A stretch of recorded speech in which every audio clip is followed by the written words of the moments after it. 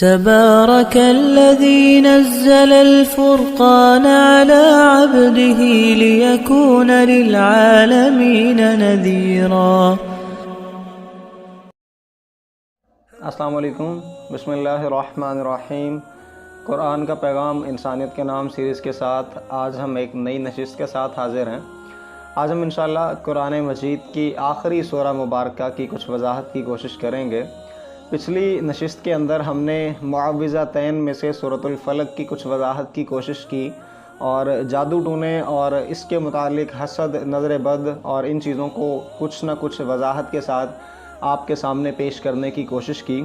اور سورۃ الناس چونکہ اسی معوذتین کا جوڑا ہے اور انہی آخری دو صورتوں میں یہ آخری صورت ہے، تو اس کے اندر ترتیب کچھ اس طرح کی ہے کہ اللہ رب العزت نے جب یہ صورتیں نازل فرمائیں تو نبی صلی اللہ علیہ وسلم کا معمول جو تھا وہ یہی تھا کہ ان دونوں کی کثرت سے تلاوت فرماتے، اور ان کو پڑھنے کا جہاں تک تذکرہ ہے تو یہ دونوں صورتیں اکٹھی آپ صلی اللہ علیہ وسلم ان کو پڑھا کرتے۔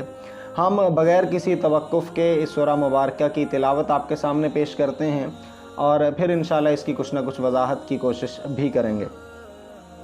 اعوذ باللہ من الشیطان الرجیم، بسم اللہ الرحمن الرحیم۔ قل اعوذ برب الناس، ملک الناس، الہ الناس، من شر الوسواس الخناس، الذی یوسوس فی صدور الناس من الجنۃ والناس۔ صدق اللہ العظیم۔ اس سورہ مبارکہ کی خاص بات یہ بھی ہے، یہ سورہ مبارکہ کے اندر جو اللہ رب العزت کی بنیادی صفات کا تذکرہ ہے وہ پورے کا پورا مضمون کہیں نہ کہیں سورۃ الفاتحہ سے جا کے ملتا ہے۔ یعنی قرآن کی اس خوبصورت ترتیب کو اگر ہم سمجھیں، اللہ رب العزت نے قرآن کی ترتیب کے اعتبار سے جو پہلی سورہ مبارکہ مختص کی، اس کے پہلی آیت کے جو الفاظ اللہ نے رکھے، الحمدللہ رب العالمین، تمام تعریفیں اس اللہ کے لیے جو تمام جہانوں کا پالنے والا ہے۔ اور جب اللہ رب العزت نے ترتیب کے اعتبار سے آخری سورہ مبارکہ قرآن کے اندر رکھی تو اس کے الفاظ کو بھی اسی رب کے ساتھ جوڑا، قل اعوذ برب الناس، وہاں برب العالمین اور یہاں برب الناس، یعنی دونوں طرف اس کی صفت ربوبیت کا تذکرہ۔ وہاں اللہ رب العزت کی ایک صفت آتی ہے مالک یوم الدین، یعنی روز جزا یا قیامت کے دن کا مالک، تو یہاں بھی اللہ نے تذکرہ کیا کہ مالک الناس یعنی لوگوں کا بادشاہ۔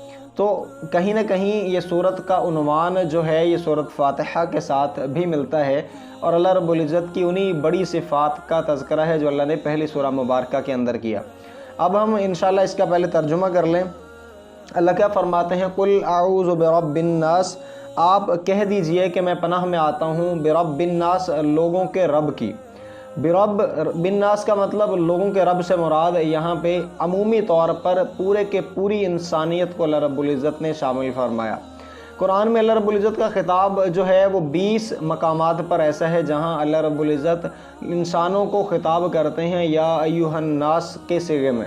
یا ایھا الناس والی آیتیں قرآن میں کم و بیش 20 مقامات پر آتی ہیں جہاں اللہ رب العزت پوری کی پوری انسانیت کو مخاطب کر کے کوئی نہ کوئی حکم صادر فرماتے ہیں، جبکہ 89 دفعہ 89 ٹائم اللہ رب العزت قرآن میں ایمان والوں سے خطاب کرتے ہیں اور فرماتے ہیں یا ایھا الذین آمنوا۔ اب یہاں پہ بھی برب الناس کا مطلب لوگوں کے رب کی، یعنی میں پناہ میں آتا ہوں لوگوں کے رب کی۔ اب رب، لفظ رب کا مطلب ہے پروردگار، پالنہار، تمام جملہ ساری کی ساری حاجات کو پورا کرنے والی ذات جو ہے وہ رب کہلاتی ہے۔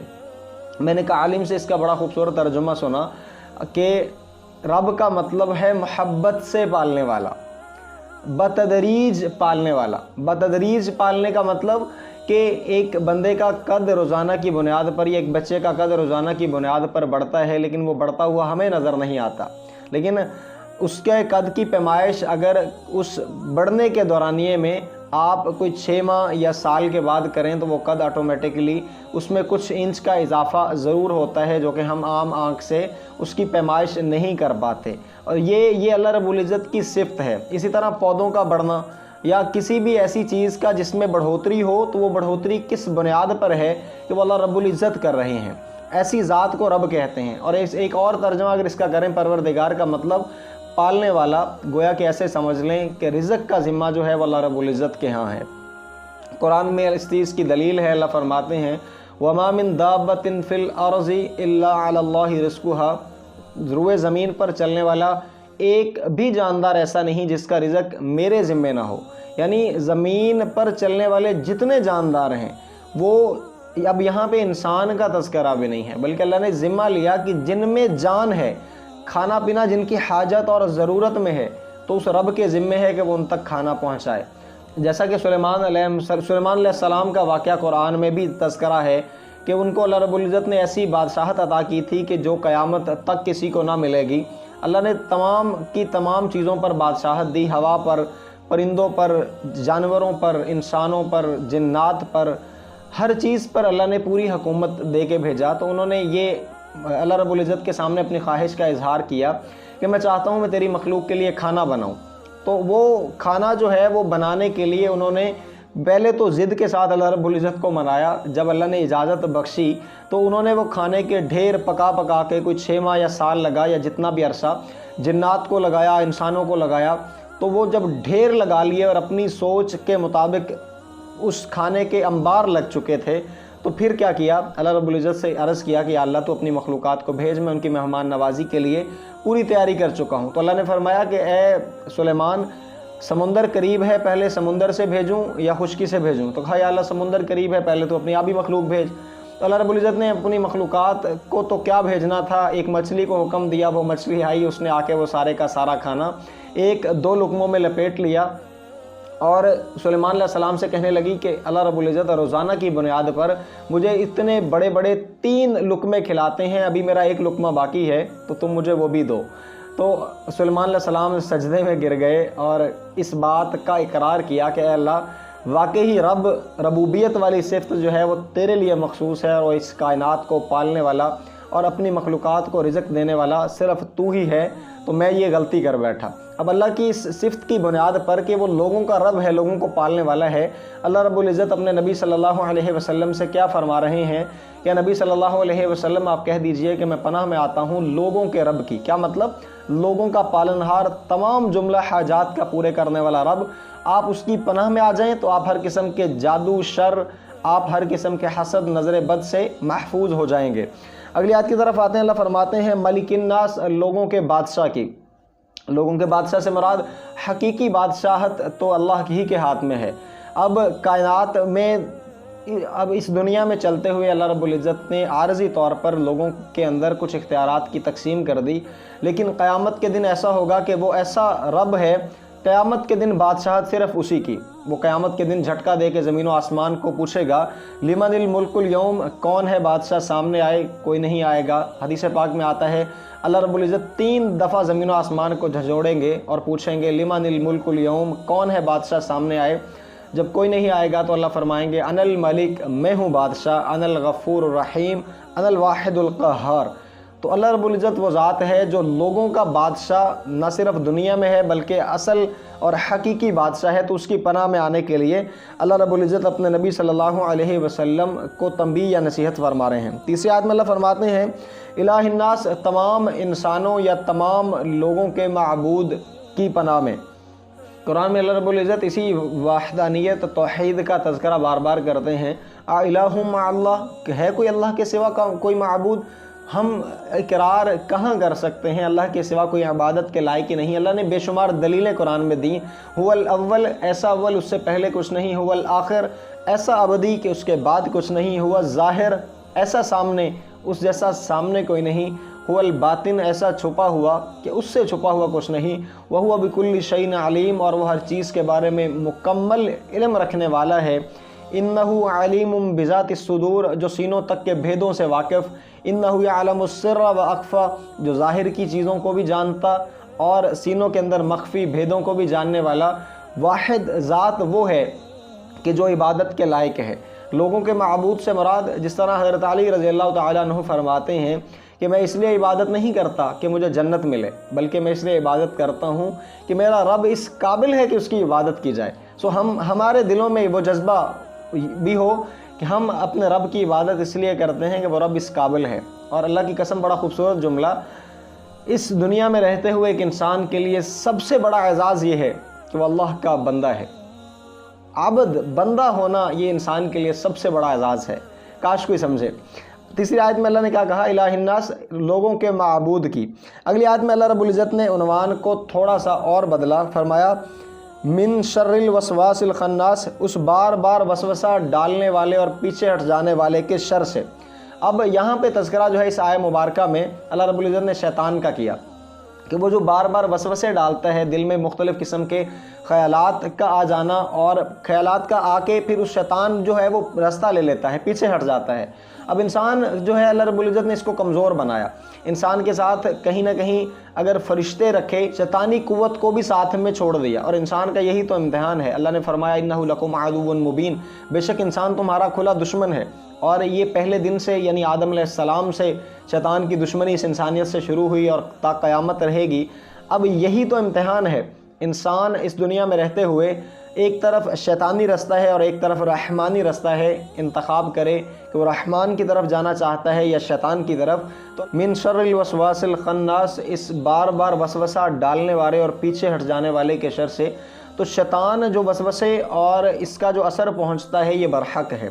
نبی پاک صلی اللہ علیہ وسلم کا ارشاد مبارک ہے، صفیہ رضی اللہ تعالی عنہ سے روایت ہے کہ رسول اللہ صلی اللہ علیہ وسلم نے ارشاد فرمایا کہ شیطان جو ہے یہ انسان کے اندر ایسے دوڑتا ہے جیسے انسان کا خون اس کے اندر گردش کرتا ہے۔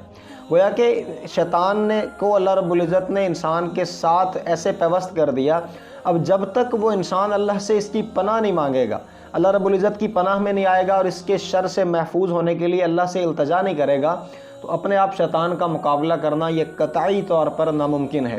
جیسا کہ پہلے بھی میں نے عرض کیا کہ شیطان انسان کا کھلا دشمن ہے، انہ لکم عدو مبین، اور یہ پہلے دن سے انسان کا مخالف، انسان کو غفلت کی طرف لے جانے والا، گناہوں کی طرف راغب کرنے والا، اللہ سے دور کرنے والا، جنت سے دور کرنے والا، جہنم کے قریب کرنے والا ہے۔ ہمیں اس کے شر سے پناہ مانگنی چاہیے، اور ان دونوں معوذتین میں ہر قسم کے شروروں سے پناہ کا ذکر ہے۔ تو اس آیت مبارکہ میں من شر الوسواس الخناس کا مطلب کہ اللہ کے نبی صلی اللہ علیہ وسلم جو ہیں وہ اس شیطان کے وسوسے سے ڈر رہے ہیں۔ اور دوسری بات یہاں پہ ایک اور بھی ذکر آتا ہے، اس سے اگلی آیت میں اللہ رب العزت فرماتے ہیں الذی یوسوس فی صدور الناس، جو لوگوں کے سینوں میں وسوسہ اندازی کرتا ہے۔ کیا مطلب کہ سینے کے اندر مختلف قسم کے خیالات کا آ جانا یہ انسان کے اپنے مکمل طور پر بس میں نہیں۔ حدیث پاک میں اتنی وضاحت بھی ملتی ہے کہ شیطان جو ہے وہ انسان کے دل کے اوپر اپنی تھوتنی رکھ کر پھونک مارتا ہے اور اس دل میں اپنی طرف سے خیالات اور اثر ڈالنے کی پوری کوشش کرتا ہے۔ انسان کتنی حد تک بچ سکتا ہے ان معوذتین کا عمل؟ جیسا کہ میں نے پچھلی سورہ مبارکہ میں بھی عرض کیا کہ اگر ہم فجر اور مغرب کے بعد اس کو باقاعدگی سے اور ساتھ میں سورہ اخلاص کو 3 دفعہ پڑھیں، باقی تینوں نمازوں کے بعد 1 مرتبہ پڑھیں، تو پھر اللہ رب العزت ایسے وساوس سے اور ہر قسم کے شر سے ہماری حفاظت کریں گے۔